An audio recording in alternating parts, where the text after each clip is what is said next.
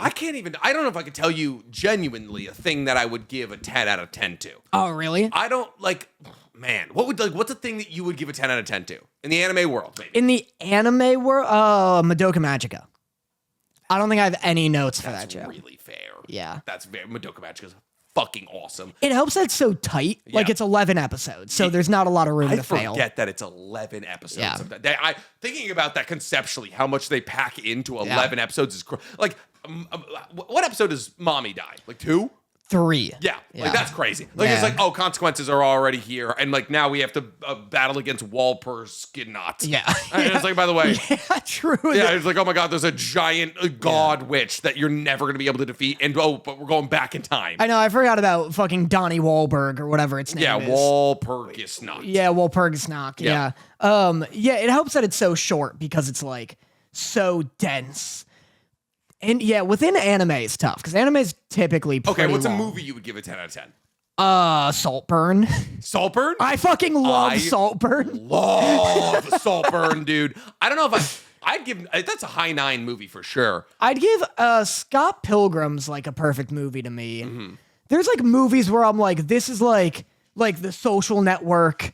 I really think it's 10 out of 10. Where I'm just like, Gone Girl, I really like. We're just from beginning to end, I'm hooked. And there's no moment where I'm like I've seen Gone Girl like 12 times. Yeah. Never check my phone during it. Like Howl's Moving Castle is my favorite movie of all time. I don't even know if I would give it a 10 out of 10 because there's parts where it drags. What's something that like hasn't dragged for you? Where you're just like, I'm in this whole time. I think Spider-Verse 1 is also a 10 for me. I'm trying to think of like genuinely my favorite movie of all time, and I don't like a movie that I could watch 1,000,000 times over and I would never get sick of it. I'm trying to think of like things you I love. want to say Den of Thieves. I fucking love Den of Thieves, dude. I mean, that's fair. It's a great movie. I think a perfect movie, a perfect 10 out of 10 can be of any genre. Yeah. So like if like Fast and the Furious 5, for example, Too Fast, Too Furious? If Too Fast, Too Furious Yeah. is like just balls to the wall, like good, exciting content. Yeah. It's the best that a Fast and the Furious can be. Like, give that a 10. That's whatever, 10 out of 10 you know? racing movie. Yeah, exactly. Like a crime racing movie, that's 10 out of 10. Straight action, a bank heist, Den of Thieves, great movie. Yeah. Fuck, man, I don't know. Like a 10 out of 10 can be, it just has to be perfect for what it's achieving. Because now that we're talking about, like, I was like, oh, my favorite anime arc of all time is the Chimera Ant arc. But, like, even that I acknowledge is, like, it gets a little long at times. Is there something you've played or watched and you're like, I can't see it getting better from this? Because that's Witcher what... 3. All right. Witcher 3 to me is a 10 out of 10. There's nothing wrong with that game. Yeah. The DLCs, Blood and Wine, 10 out of 10. Yeah. Like, to me, Witcher 3 is the perfect execution of a video game. Elden Ring is also as close as I've gotten in a video game. Baldur's Gate 3 is also as close. Like, those are the 3 to me. If I had to say 10 out of 10 video games, those are the 3. I think a good way to judge a 10 out of 10 is if you play it and you're like, if they made a Baldur's Gate 4, a Witcher 4, a blank, they would need to like pull off a miracle to make it better. Yeah. Like this is firing on all cylinders. I am excited for Witcher 4, but I'm in the same where I'm like, man, you guys did a lot. Like you did a lot good here. Between Witcher 1, 2, and 3. Yeah, as yeah, well. yeah. Like it's just like Witcher 1 and 2 are fine games. Mass Effect 2, Mass Effect 2 is pretty, another 10 out of 10 game. Yeah, pretty perfect. But boy, did they not stick that landing. Yeah, you can't really relate to this because you didn't play it, but I felt this way with Spider-Man 2 on the PS5, where I was like, dude, what's even left for the third one? Like, this is just balls to the wall. This is the most recent one. Yeah, I was like, this is just wall-to-wall great Spider-Man content. Like, I'm satiated. People were like, oh, it's only like 18 or like 12 hours, whatever. And I'm like, I'm done. Like, I finished it, and I was like, good, delicious, next. Yeah. I don't even like, are they busting out the Sinister Six? Like, who do you beat in the second one? Venom, and he gets like wings, and it's crazy, and like, but the story's so fucking layered, where it's like Harry gets the symbiote and he's using it for like as like an Agent Venom thing where it's like armor, it's not like turning him into Venom. Gotcha. And he's like, I'm just like you, Spider-Man. You're like, that's so sick. And Kraven the Hunter is here and he's looking for like the deadliest prey. Yeah. And it's making like the lizard show up because Kraven's hunting him and like Rhino and stuff.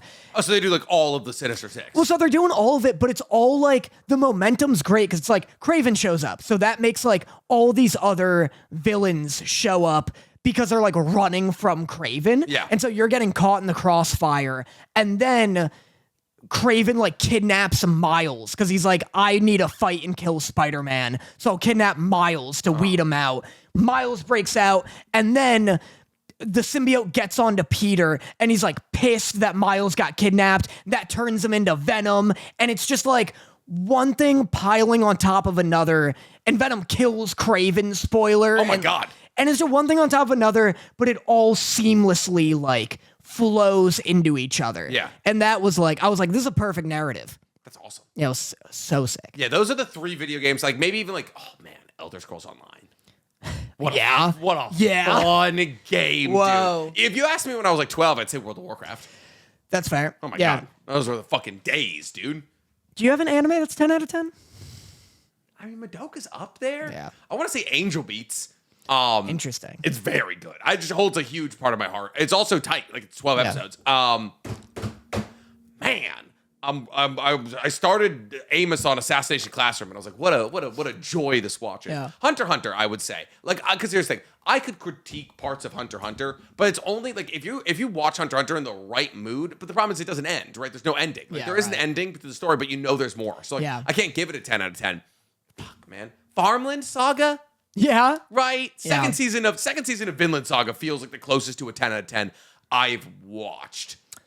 I'd give Chainsaw Man season 1 a It's 10 up there. out of 10. That's pretty good. It starts a little slow, but like, yeah. I mean, if we're really like, I'd Because say when we watched Farmland Saga, we're like, oh, this is like literal art. Yeah, Like yeah. we're like, this has gone beyond the medium in which it's Frieren. fucking Frieren. Yeah. You always call that one art. Frieren is really good. Once again, I just feel so weird giving it a 10 out of 10 because like Frieren, like there is like it can get a little boring at times. Yeah. Like, and that's the issue. Is like, but like I enjoy the world so much. I love being in it, but it's like a 9.8, 9.7. I just like to get to that 10 is so difficult. That's what I mean. Like, yeah, The Witcher's a good one. Baldur's Gate's a good one because there's never. I give Baldur's Gate a 9 because I like Divinity's combat more. If you didn't play Divinity, it's hard to relate. But like, Baldur's Gate's annoying because it has D&D combat where you can only do one spell or action like per turn, and you have to long rest. Unless you're a monk, and you have to long rest to get them back, and it just feels so like restrictive and annoying. And Divinity is like the same combat, but you can whip out like you could be fucking flinging spells, and it's just a lot more fun.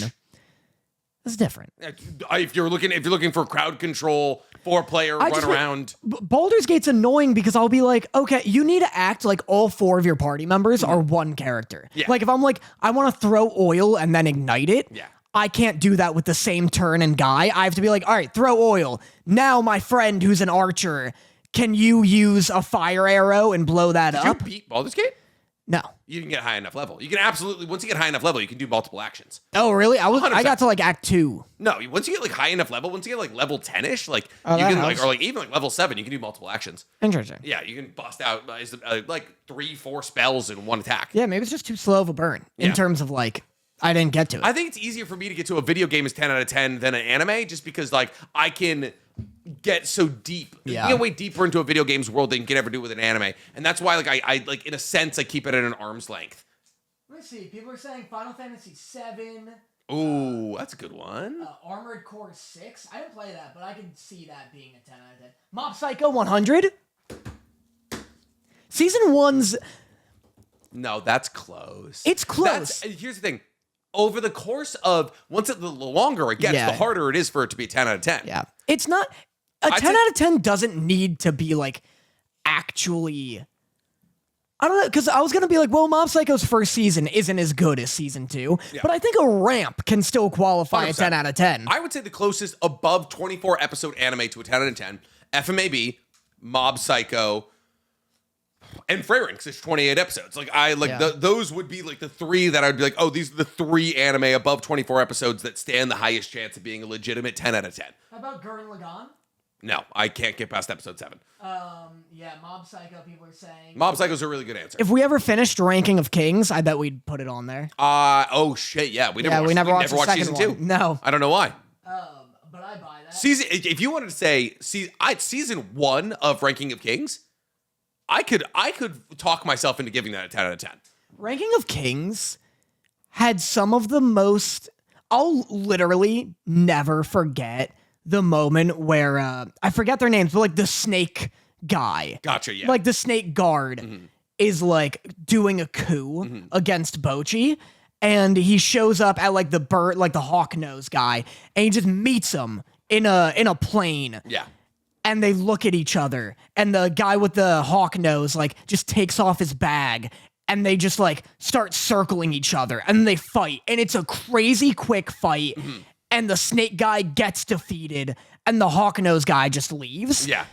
I'll never forget that. Yeah. That blew me away, because it was just like, I love that they know each other so well that just him seeing him where he's not supposed to be is like, oh, this is it, isn't it? Yeah, like, yeah. This is what this is. We've been waiting on this. Yeah, like he knows what the deal is, and the fight's so quick and vicious and efficient that you're like, oh, even though that wasn't the flashiest thing, I just like buy that these two guys could protect anyone from anything except each other. Exactly.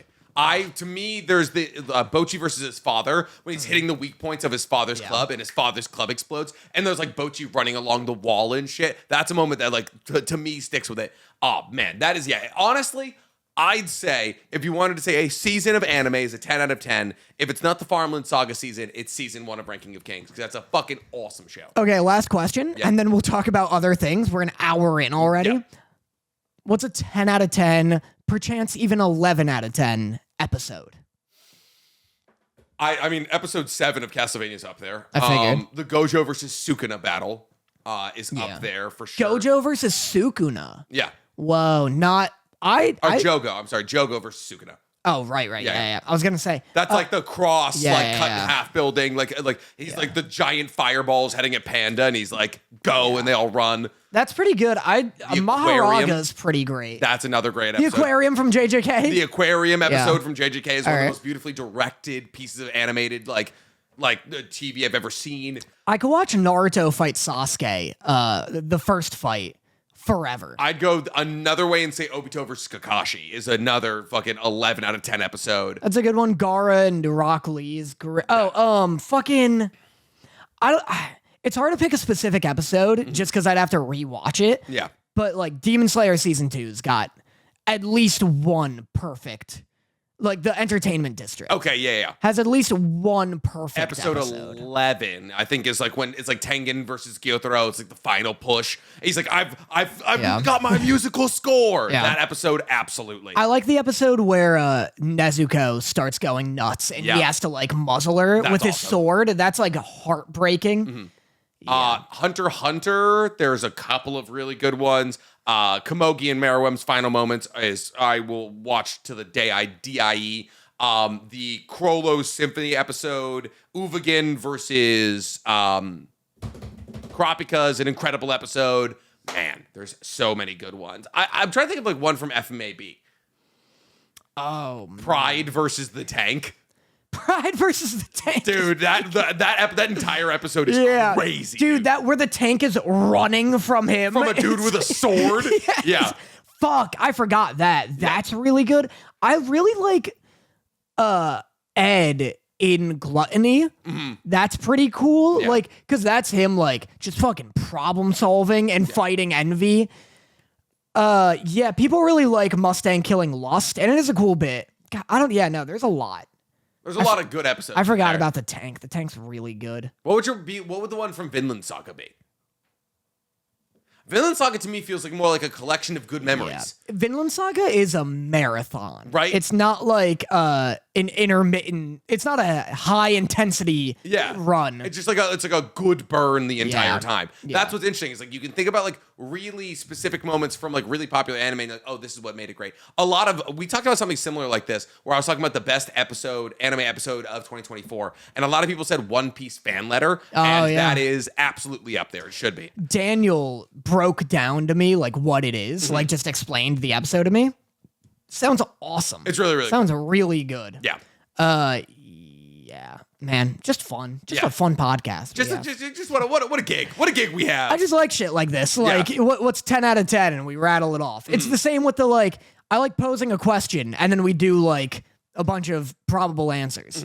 That's my favorite format of this podcast.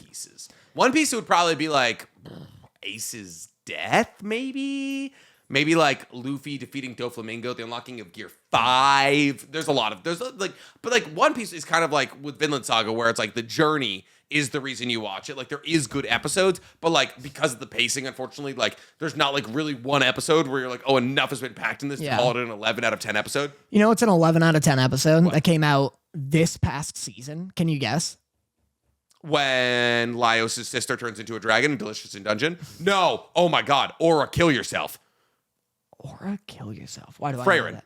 No. Oh, come on. Aura, kill yourself was hard. Well, dude. that one. I mean, like, can you guess the one I'm thinking of? Yeah, I'm trying to guess right now. Aura, kill yourself. You didn't finish Freyrin, did you? No. So you don't see her fight herself? Oh my God. I've seen the kill yourself. That one goes hard. Aura, kill yourself is this past season, like the one we were just in. Oh, the one we were just. Oh, I mean Blue Lock. Yeah, it's Blue Lock. Episode. Yeah, 10 out of 10. That was crazy. Yeah, that blew me away.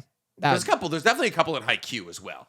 Oh, really? Haikyuu's got great episodes, dude. That's so interesting because volleyball isn't as intense as soccer. Way more. No, it's not as. It's more start and stop than soccer. I guess. Yeah. But they do like long points and shit, and it's like, oh, are they gonna? Who's gonna get it? Like, is Nishinoya gonna get under it or some shit? It's great. Just seems hard to make like passing. You know, in volleyball, you got to do like a couple of bump ups, and that seems hard to make that intense. Oh, they do. Okay. They did. They make it very quickly. All right, cool. We will now move on to the other things that we need to talk about Solo? here.